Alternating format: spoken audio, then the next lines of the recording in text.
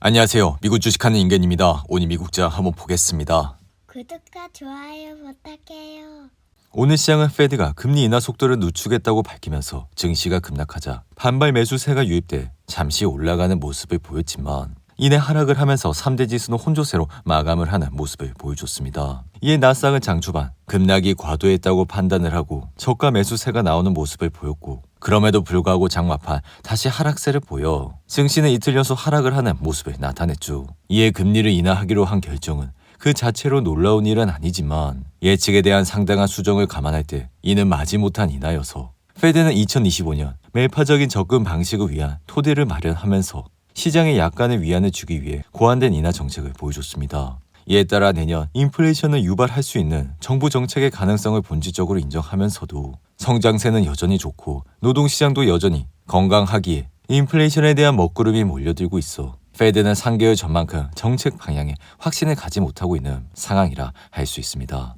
이로 인해 내년 금리 인하는 전적으로 트럼프에 달려 있어 관세 인상 규모와 특정 수입 대상에 따라 전체 인플레이션은 높아질 수 있다 생각이 들며 이로 인해 페드는 예상보다 적은 금리 인하를 할 수 있다고 밝히는 모습을 보여줬죠. 이에 개인적인 생각은 페드의 매파적 충격으로 산타 랠리는 다소 무산됐다 생각이 들며 이에 나스닥은 트럼프 당선 이후 줄곧 상승은 했지만 파월은 앞으로 공격적인 금리 인하 조치가 없을 것이람을 시사해 이렇게 된다면 위험자산과 밸류에이션이 높은 증시는 금리 인하 속도를 좋아하지 않기에 증시 역시 흔들릴 가능성이 높아졌다 할 수 있습니다. 이에 따라 2년물과 10년물 국채 수익률 역시 상승을 하면서 위험자산은 더 큰 압박을 가하고 있고 이러한 신호는 연말을 앞두고 일부 차익 실현을 해야 할 충분한 이유가 되기 때문에 최근 가장 많이 오른 자산은 단기적으로 고통을 느낄 가능성이 크다고 할 수 있죠. 이에 나스닥은 이틀 연속 하락을 하면서 단번에 22 이동평에서 아래까지 내려왔는데 그럼에도 불구하고 개인적인 생각은 나스닥은 이렇게 바닥을 찍고 그리고 그 다음 바닥을 확인한 다음 이후 이러한 관망세가 걷어지게 된다면 다시 한번 증시는 상승을 할 것이라 생각이 듭니다. 이에 현재 주식시장의 피어인 그리드 지수는 23까지 내려와 극도의 공포 상태로 진입했고 사실 주식시장에 투자를 할 때 이러한 극도의 공포의 구간에 시장이 진입한다면 조로의 매수의 찬스라 생각을 하고 투자를 해왔습니다. 이에 증시는 그동안 상승을 해오면서 호시절을 보내왔고 이렇게 피어인 그리드 지수가 75 이상일 때 투자를 한다면 장기 투자를 하면 수익은 올라가겠지만 통상 개인 투자자들은 이렇게 장기 투자를 하는 것보다 단기 투자를 하면서 차익 실현에 대한 수익을 가져가기 때문에 우리는 당연히 증시가 극도의 공포감에 왔을 때 적극적으로 투자를 해야 한다 생각이 듭니다. 이어 테슬라의 주가는 이날 미국 오스틴에서 완전자율 주행 로보택시 출시를 하기 위해 초기 협의를 진행 중이라 밝혔지만 이날은 1% 가까이 하락해 $436로 마감했고 이에 오스틴시의 자율주행차 TF는 지난해 설치돼 자율주행 기업과 지역 주민들과 협력해 자율주행차에 대한 의견과 관련 사고 데이터를 수집하고 있다 할 수 있죠.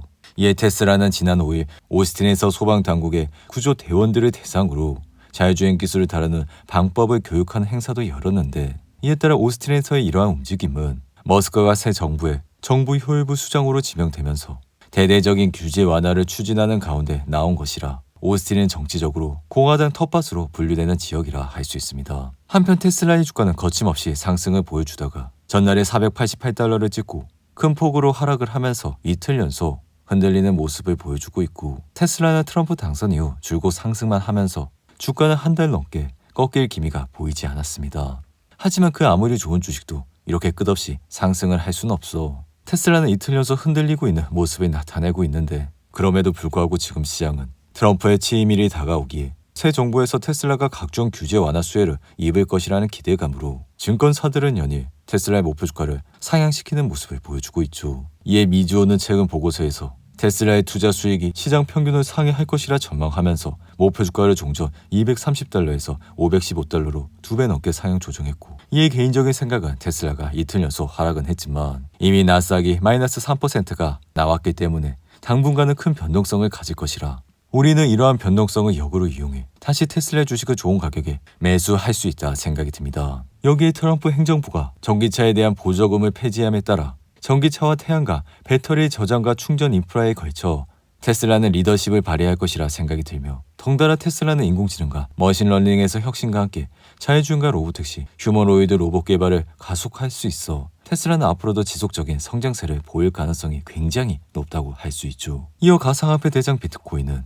연이틀 약세를 면치 못해 97,000달러대까지 내려왔고 한때 11만 달러대 돌파를 목전에 뒀지만 페드의 기준금리 인하 발표 이후 10만 달러 선이 무너지는 모습을 보여주고 있습니다.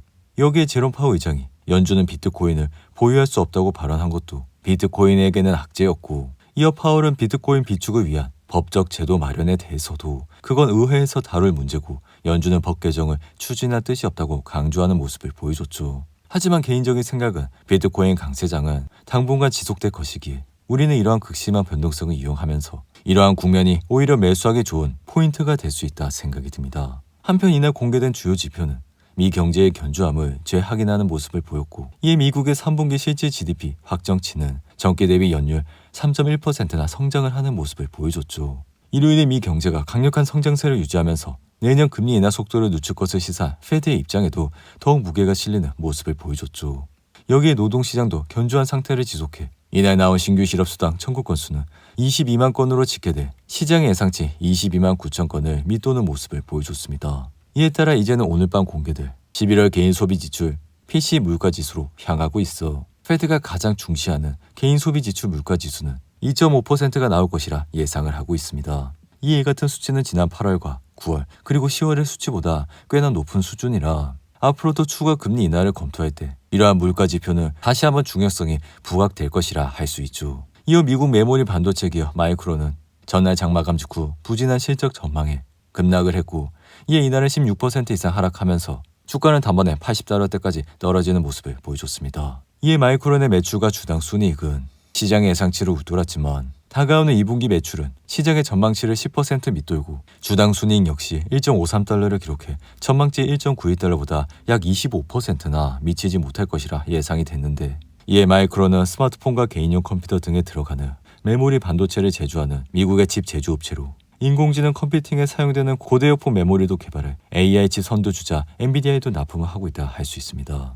이에 마이크론의 주가는 전날에도 4% 이상 하락을 하더니 이날에는 무려 16% 이상 하락해 지난 9월 이후 다시 한번 80달러대로 내려왔고, 이미 마이크론의 주가는 그 이전에도 시장의 예상치를 엇나가는 실적을 보여줬기 때문에 이날이 바닥이라고 투자를 하시는 것보다 다가오는 실적을 확인을 하시고 투자를 해주시기 바랍니다. 이후 인공지능 대장 엔비디아는 마이크론의 하락에도 불구하고 이날은 1% 상승해 130달러로 마감했고, 사실 엔비디아는 전날까지 5거래일 연속 하락을 하면서 좋지 않은 모습을 보여 이렇게 엔비디아가 연속적으로 하락을 한 것은 지난 2023년 9월 이후 약 1년 4개월 만이라 할 수 있습니다. 그럼에도 불구하고 트루이스트는 엔비디아의 목표가를 기존 169달러에서 204달러로 상향 조정했고, 사실 엔비디아는 그동안 빅테크 기업들이 제작하고 있는 맞춤형 칩이 엔비디아에게 잠재적인 위험 요소가 될 수 있어 주가는 흔들리는 모습을 나타냈죠. 하지만 개인적인 생각은 이러한 경쟁사들이 엔비디아의 기술 혁신을 쉽게 따라가지 못할 것이라, 그러한 이유는 엔비디아는 경쟁자들이 따라오기 힘든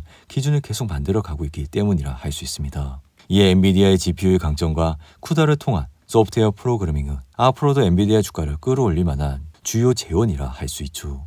이어 팔란티의 주가는 이날 미국 육군과의 파트너십을 최대 4년 동안 4억 7천만 달러 규모로 계약한다 밝히면서 주가는 3% 이상 상승했고, 바이든 레스토랑 역시 예상보다 나은 매출을 보고하면서 주가는 14% 이상 상승을 하는 모습을 보여줬죠.